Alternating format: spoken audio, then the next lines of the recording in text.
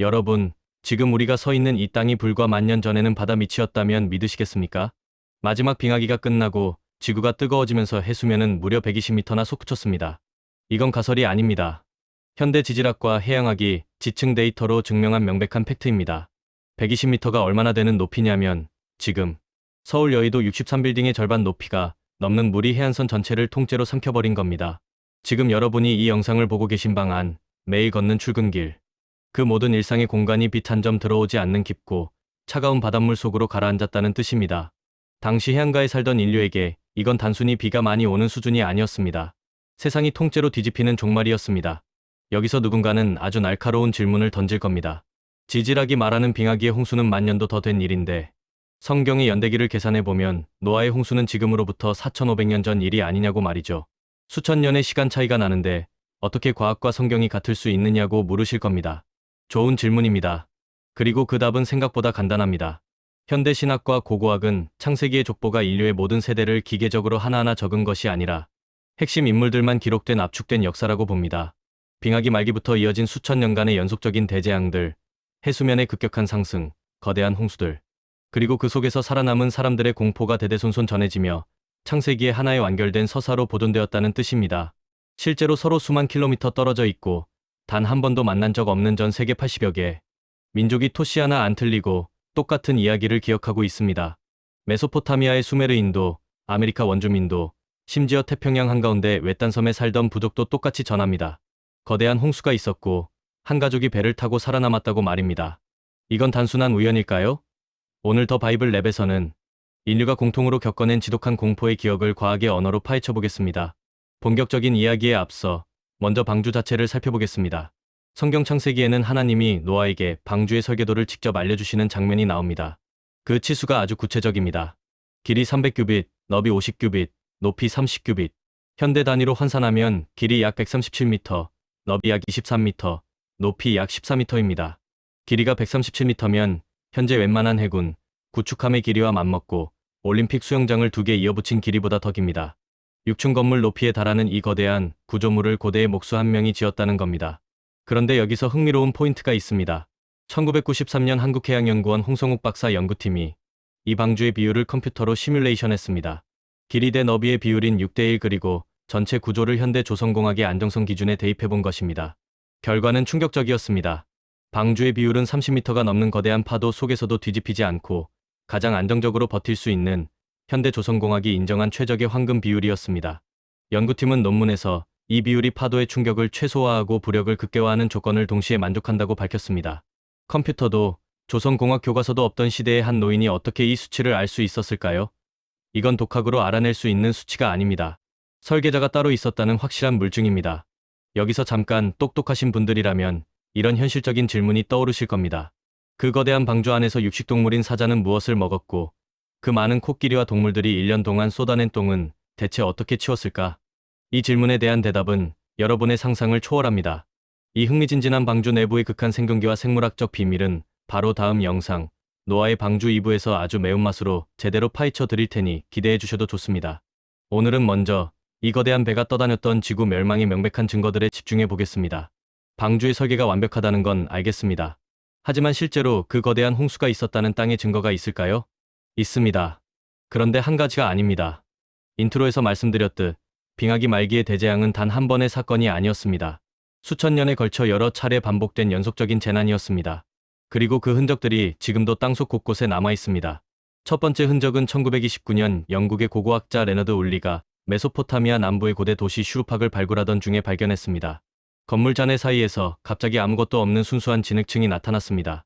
두께가 무려 2.5m에 달하는 이 진흙층의 위아래로는 인간의 거주 흔적이 분명히 존재했습니다. 밥을 지어 먹던 화덕, 아이들이 가지고 놀던 진흙 장난감, 누군가의 목걸이. 그 모든 시끌벅적한 일상이 어느 날 갑자기 2.5m 두께의 차갑고 거대한 진흙더미 아래로 흔적도 없이 생매장당한 겁니다. 분석 결과 이 진흙층은 강물의 자연스러운 범람으로는 절대 만들어질 수 없는 것이었습니다. 엄청난 양의 물이 순식간에 도시 전체를 집어삼켰을 때만 나타나는 퇴적 패턴이었습니다. 두 번째 흔적은 더 규모가 큽니다. 1996년 컬럼비아 대학의 지질학자 윌리엄 라이언과 월터 피트먼이 연구 결과를 발표합니다. 흑해 범람 가설입니다. 당시 흑해는 지금보다 훨씬 낮은 담수호였습니다. 그런데 빙하기가 끝나면서 지중해의 해수면이 급격히 상승했고 오늘날의 보스포루스 해협 자리에 있던 좁은 육지 장벽이 수압을 견디지 못하고 터져버립니다.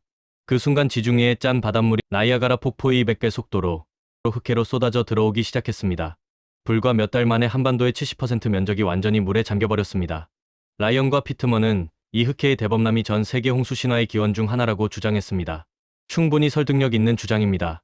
실제로 이 규모의 범람이라면 수만 명의 사람들이 목숨을 걸고 사방으로 도망쳤을 것이고 그날의 공포가 후손들에게 전해졌을 겁니다. 그런데 여기서 이 이론이 설명하지 못하는 결정적인 문제가 하나 있습니다.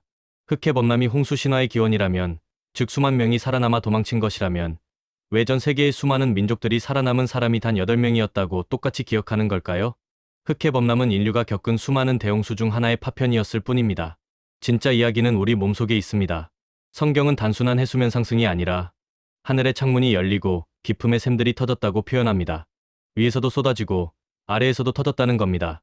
최근 일부 과학자들은 이 대목을 설명할 수 있는 흥미로운 가설을 제기했습니다. 지구가 한창 따뜻해지던 시기에 갑자기 극도로 냉각된 영거 드라이아스 시기입니다. 연구팀은 이 급격한 기후 변화의 원인이 거대한 해성 파편의 충돌이었을 가능성을 제기합니다. 북아메리카의 빙하지대에 충돌한 우주 물체가 순식간에 엄청난 양의 빙하를 녹여버렸고 이 대량의 물이 바다로 쏟아지면서 기후가 미쳐 날뛰었다는 것입니다. 이 가설은 아직 학계에서 확정된 이론이 아닙니다. 하지만 만약 이것이 사실이라면 이야기는 완전히 달라집니다. 우주에서 불덩이가 떨어지고 그 충격으로 엄청난 규모의 해일과 물기둥이 솟구쳤다면 당시 생존자들의 눈에 그 광경이 어떻게 보였겠습니까? 하늘에서 불이 쏟아지더니 거대한 물이 쏟아졌고 땅이 솟구쳤다고 표현하는 것이 가장 정확한 묘사 아니었을까요? 성경의 기록은 신화적 과장이 아니라 가장 생생하고 처절한 목격담이었던 겁니다. 이제 땅의 흔적을 넘어 우리 몸속 유전자에 새겨진 진짜 멸망의 증거를 들여다볼 차례입니다. 현대 유전학은 인류의 DNA를 분석하다가 기묘한 흔적 하나를 발견했습니다. 과거 어느 시점에 인류의 개체수가 극단적으로 줄어들었다가 다시 폭발적으로 늘어난 유전자 병목 현상입니다. 수백만 명이 살다가 어느 순간 겨우 극소수로 줄어들었고 오늘날 지구상의 모든 인류가 그 극소수의 생존자들로부터 이어졌다는 뜻입니다. 이것이 앞서 제가 던진 질문의 답입니다. 흑해 범람에서 수만 명이 살아남아 도망쳤다면 유전자 병목 현상이 생길 수 없습니다. 하지만 유전자는 분명히 말하고 있습니다. 어느 시점에 인류가 거의 사라졌다가 극소수로부터 다시 시작됐다고. 전 세계 80여 개의 민족의 홍수 신화를 모아보면 거대한 홍수 속에서 배를 타고 살아남은 극소수의 사람들 이야기가 공통으로 등장합니다. 그 중에서 가장 충격적인 것은 중국의 한자 배선자입니다. 배를 뜻하는 주자 옆에 8팔 자와 입구 자가 결합되어 있습니다. 8명의 사람이 탄 배라는 뜻입니다. 성경에 기록된 노아의 가족은 정확히 8명이었습니다.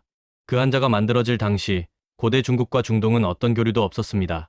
그런데도 그들은 배를 타는데 8명이 필요하다고 문자에 새겨 넣었습니다. 이뿐만이 아닙니다. 메소포타미아의 쇠기문자로 기록된 길가메시 서사시에도 대홍수 이야기가 등장합니다. 성경보다 먼저 기록된 이 고대 문헌에서 신들은 우트나피시팀이라는 사람에게 거대한 배를 만들고 모든 생물의 씨앗을 실어 살아남으라고 경고합니다. 배를 짓는 과정, 홍수가 휩쓸고 간 뒤 새를 날려보내 육지를 확인하는 세부적인 묘사까지 성경의 노아 이야기와 소름 돋도록 똑같습니다. 이들은 모두 신화를 지어낸 것이 아니었습니다. 멸종의 위기에서 살아남은 조상들로부터 귀가 닳도록 들어온 이야기를 대대손손 전해온 생존의 기록을 각자의 문자와 언어로 남긴 것입니다. 이것이 의미하는 바는 명확합니다. 지금 이 영상을 보고 계신 여러분, 그리고 전 세계 80억 명의 인류는 모두 그날 거대한 파도를 뚫고 살아남은 그 극소수의 직계 후손이라는 뜻입니다. 우리 몸속의 피와 DNA가 그날의 방주를 뚜렷하게 기억하고 있는 겁니다. 유전자 속의 병목 현상, 80개 민족의 공통된 기억, 땅속에서 발견된 대홍수의 흔적, 서로 다른 세 가지 과학적 증거가 정확히 한 곳, 성경을 가리키고 있습니다. 해수면 120m의 상승, 슈룹하게 2.5m 진흙층 아래 묻힌 일상, 흑해를 삼킨 대범람, 그리고 우리 DNA에 각인된 멸종의 공포. 이 모든 데이터가 과거에 인류가 사라질 뻔한 전지구적 대재앙이 실제로 있었다고 증명하고 있습니다. 지금까지 영상을 보신 분들 중 누군가는 이렇게 말할지도 모릅니다. 결국 빙하기가 끝나면서 생긴 자연스러운 해수면 상승이잖아. 사람들이 그걸 보고 신의 심판이라고 포장한 것뿐이야. 과연 그럴까요? 수천 명으로 줄어든 인류가 다시 오늘날의 80억으로 불어났습니다. 그 극소수의 생존자들 중 누군가가 살아남아 후손을 낳고 그 후손들이 전 세계로 퍼져나가며 똑같은 이야기를 전했습니다. 하늘이 열리고 물이 쏟아지고 배 한 척이 살아남았다는 그 이야기를. 성경은 그 배에 탄 사람이 단순히 운이 좋아서 살아남은 것이 아니라고 말합니다. 선택받았다고 말합니다. 그리고 그 선택에는 하나님의 구원 계획이라는 분명한 이유가 있었다고 말합니다. 여러분의 생각은 어떠신가요? 단 한 번도 교류 없이 떨어져 살던 인류가 공유해온 이 지독한 공포의 기억이 그저 수만 년의 세월 속에 우연히 맞춰진 결과라고 생각하시나요? 아니면 지금 이 순간에도 우리 인류에게 무언가를 경고하고 있는 설계된 메시지라고 생각하시나요? 우연일까요? 아니면 기록된 심판일까요? 댓글로 여러분의 생각을 남겨주세요. 다음 편에서는 드디어 방주 내부의 문을 엽니다. 사자는 진짜로 방주 안에서 풀을 먹었을까요? 그 많은 똥은 어떻게 처리했을까요? 상상을 초월하는 방주 안의 과학적 생존기 2부에서 뵙겠습니다. 구독과 좋아요를 누르시면 가장 먼저 확인하실 수 있습니다.